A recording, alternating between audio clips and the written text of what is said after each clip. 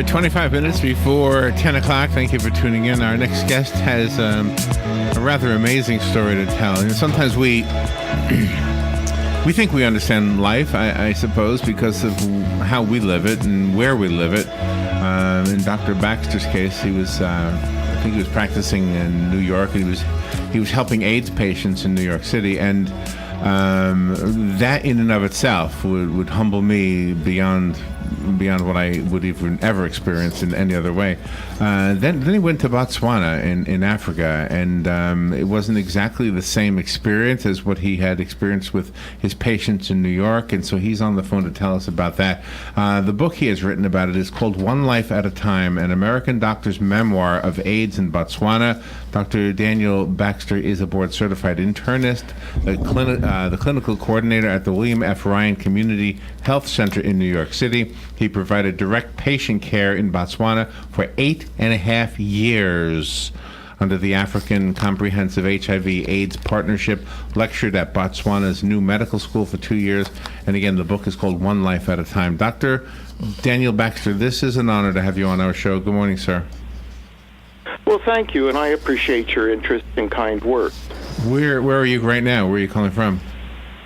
I am in my apartment in New York City, and I'm going to be heading for work as soon as the interview ends. It's very hot and humid here. Oh, gosh. Do you still work with AIDS patients?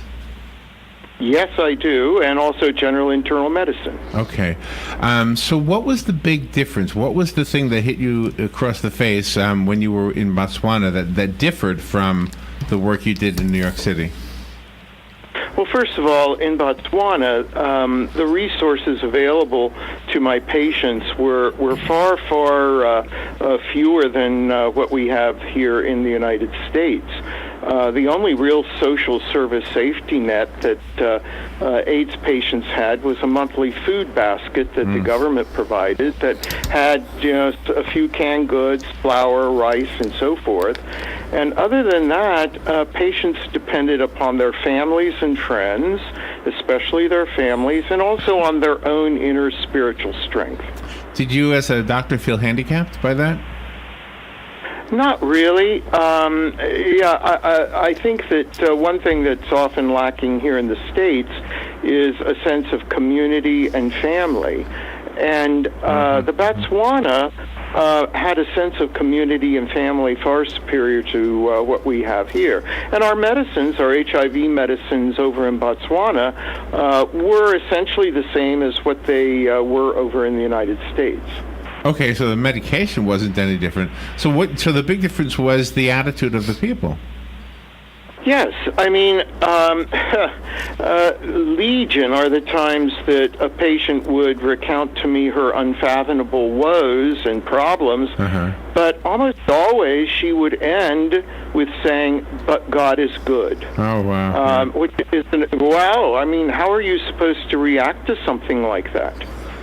Yeah, and I'm surprised that doesn't happen in New York. I mean, maybe I shouldn't be surprised at that.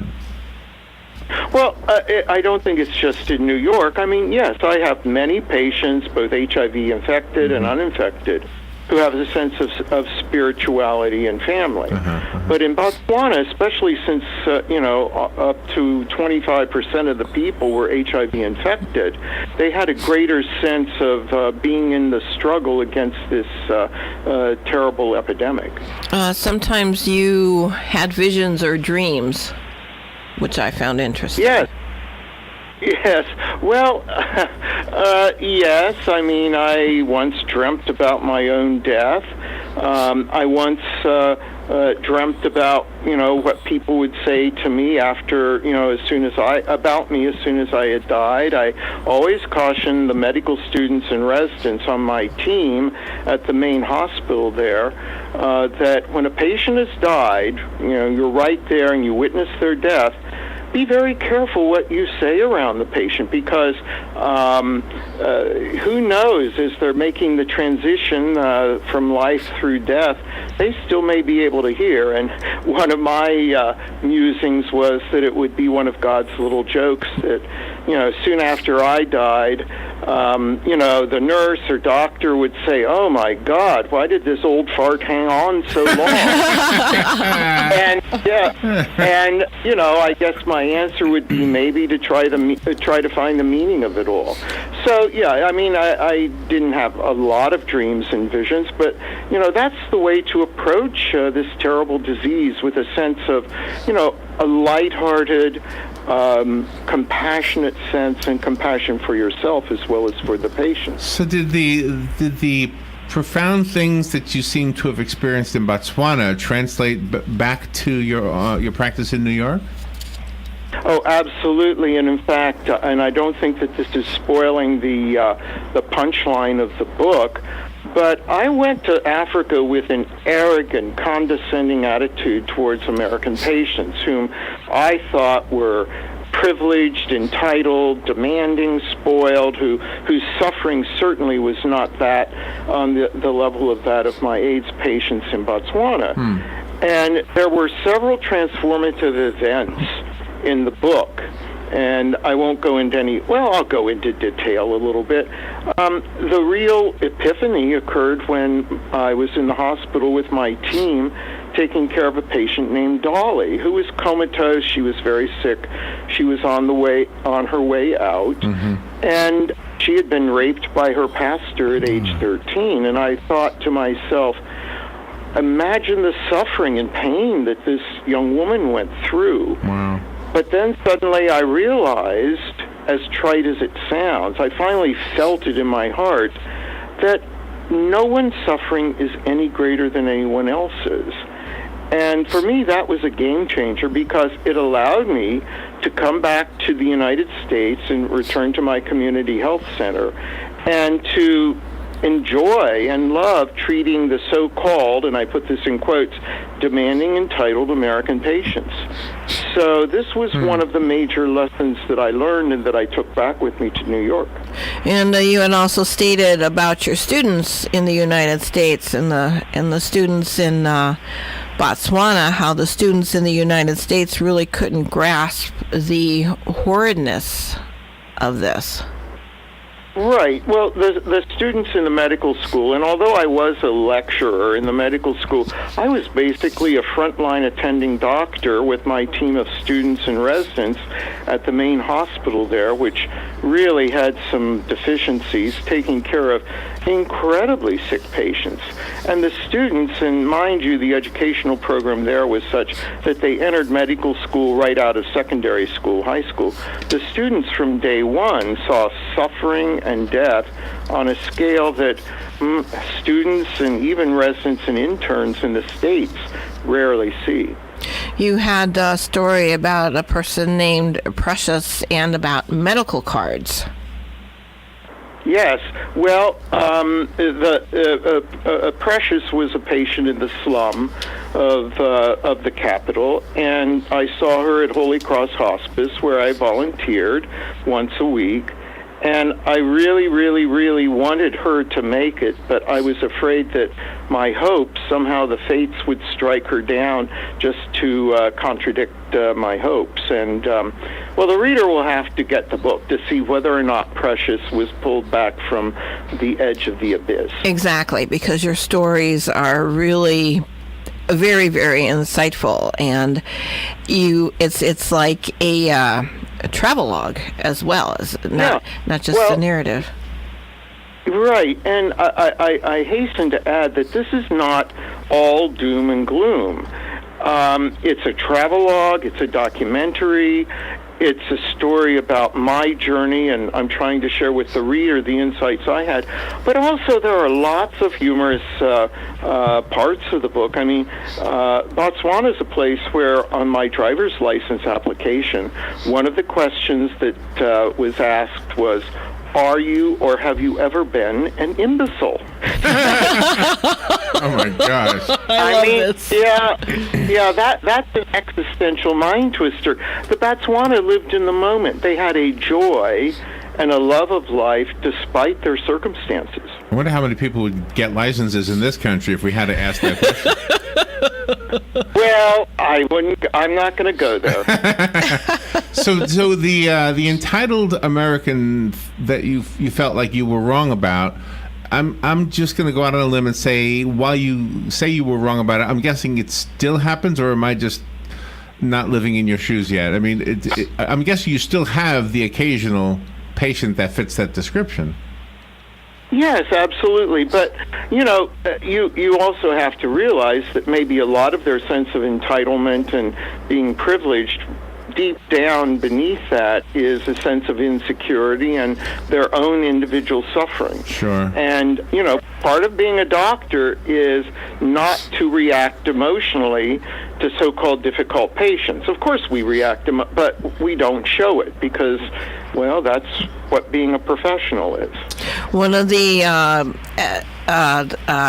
one of your wisdom that I have come away with was that we should never take time for granted. We should all treat it as being precious. It seems like when people are well, they just take it for granted. Yes, absolutely. I mean, we can be very philosophical about death and suffering when we consider it from the perch of excellent health.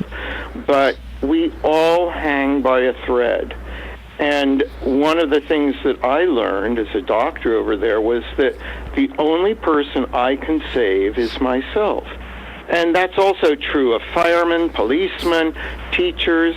All I can do is give my patients precious extra time for them to save themselves, if indeed that's necessary. Wow, that is very profound. So I was wondering if the attitude of the patients in Botswana was different to the point where they didn't look at you necessarily as the person who was going to save their lives, but rather the person who's going to make the illness more comfortable. I think so. I think, you see, many people in Botswana, especially in the remote villages, regarded AIDS as part of nature. And nature was something that could never be conquered, always had to be worked around.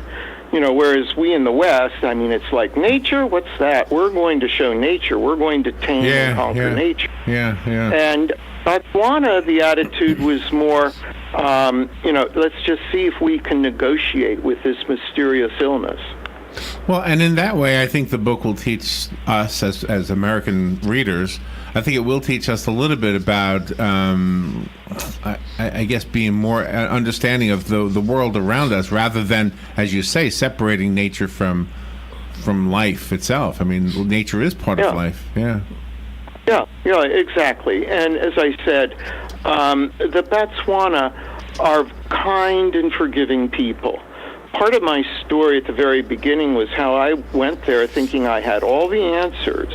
I had worked on an inner-city AIDS ward 20 years ago and had written a book about it, and I thought I had all the answers, but soon after I arrived there, I came up against the rock face of AIDS in Africa, and I had two major patient catastrophes, and it really woke me up to the fact that I didn't have the answers, and in fact, I didn't even know the questions to ask.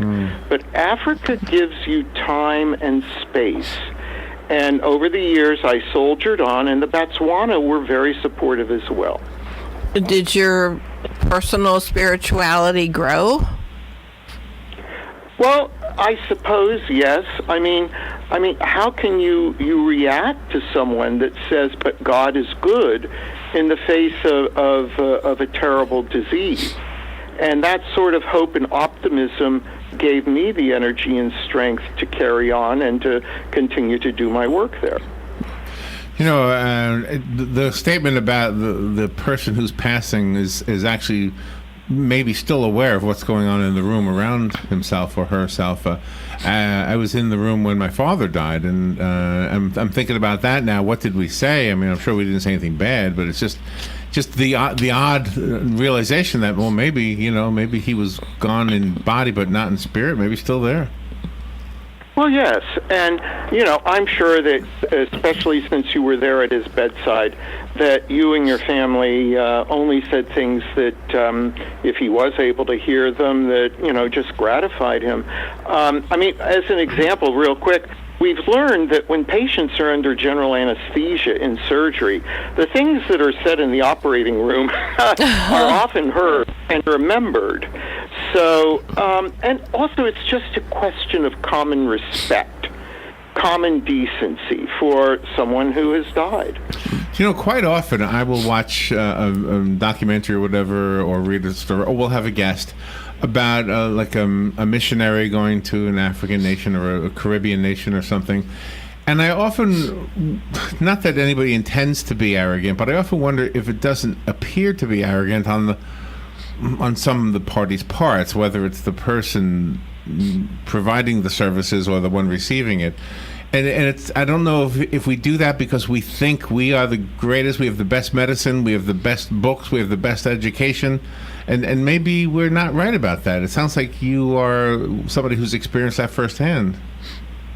Right. I mean, it's an issue of clash of cultures. One of the, one of the best compliments I've received so far about the book was about a month ago. I was invited to be on some panels in Franschhoek, the Franschhoek Literary Festival outside of Cape Town, because my book was released a year ago in South Africa. And the moderator of the panel was a black South African, and he started to say, when initially I was given this book to read, I thought, oh no, not another white messiah comes to save the native. And he said, after I read it, I realized that was definitely not the case, at least with my experience. And how did your family feel about you spending all of those years there? Well, I was lucky in that, maybe every 4 to 6 months I could go back to the States, but they were very supportive. I mean, they long ago realized that I'm very stubborn and I do what I want, and so they were supportive. And did you miss any of the comforts that you had here when you were there? Not really. No, not really. I mean, there were so many times, and life in Botswana, how to put it, there were all sorts of aggravations, usually minor aggravations, but as I would tell newcomers to Botswana, in Botswana, it's always something. The email, the internet suddenly goes on the blink, the ATM machine is down once again, so on and so forth. But there were so many times when I really didn't want to be, although I missed my family, I didn't want to be anywhere else in the world. Mm-hmm. So yeah, I didn't miss the big city at all.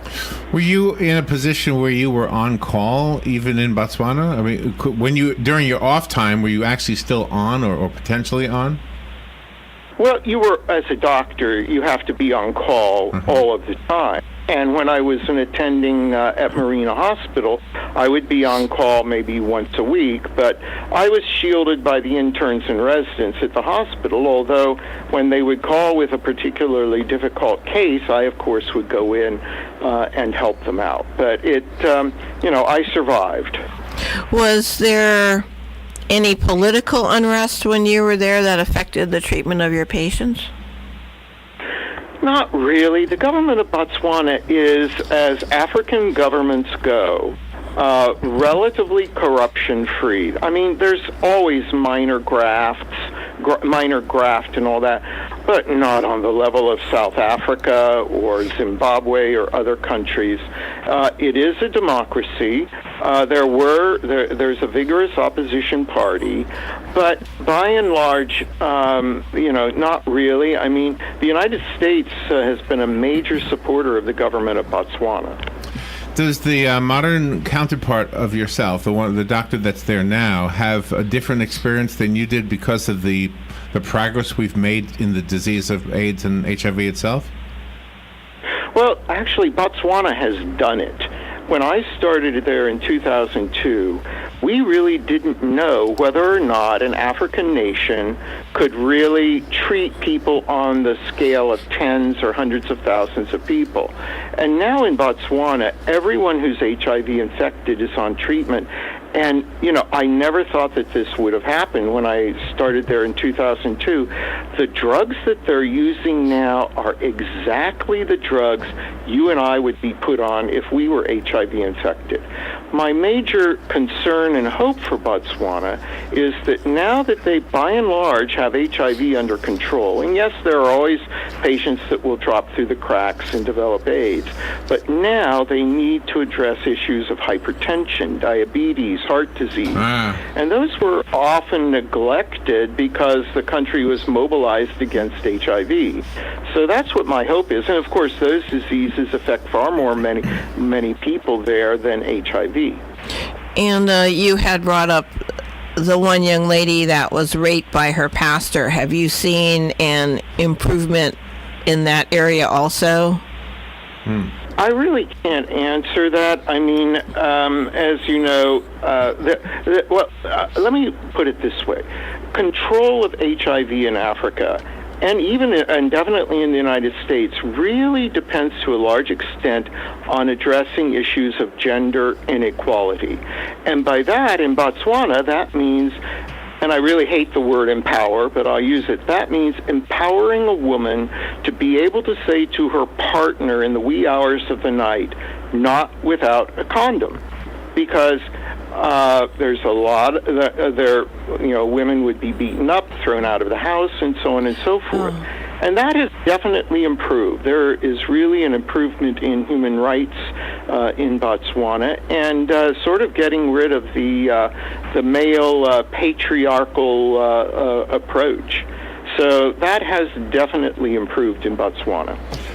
The book is called One Life at a Time. It's written by our guest, Dr. Daniel Baxter, an American doctor's memoir of AIDS in Botswana. It is doing really well on Amazon, by the way. It's in the top 100, 91 to be exact, in the AIDS category, number 92 in the Botswana category.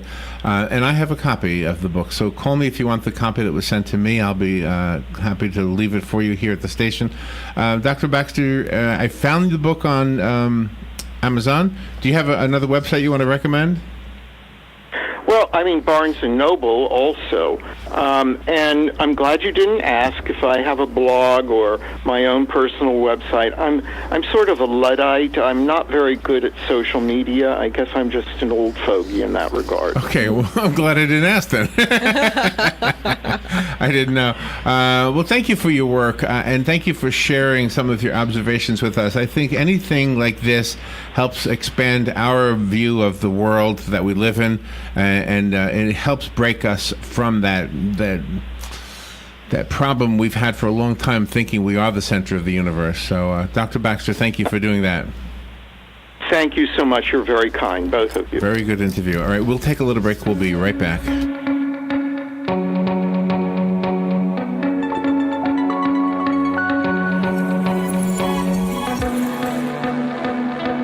Tired of looking at stained carpets, dirty tile, or grout? Call Silverback Restoration, 414-5312. Make your flooring look great again. Stains, pet odors, allergies. Call Silverback Restoration, 414-5312. From serving our country to serving our community. Silverback Restoration, 414-5312. Residential and commercial. Their work is guaranteed along with your satisfaction. Check their website, silverbackrestoration.com.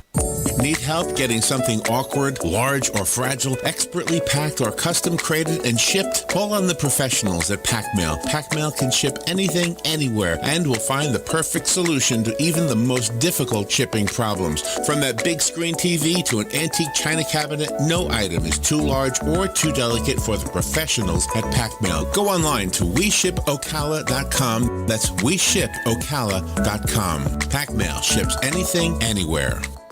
On the first and third Wednesday mornings of each month at 9:05, Robert Colin will be with us from On Top of the World, Ocala's premier active adult community. Be sure to listen and be sure to call in. Speak with Robert to learn about all the exciting lifestyle and new home choices available at On Top of the World. From time to time, Robert will have guests, and we're sure you will enjoy our little chats. You deserve the world, and we bring it to you. So be sure to tune in on the first and third Wednesdays of each month right here on The Source, WOCA.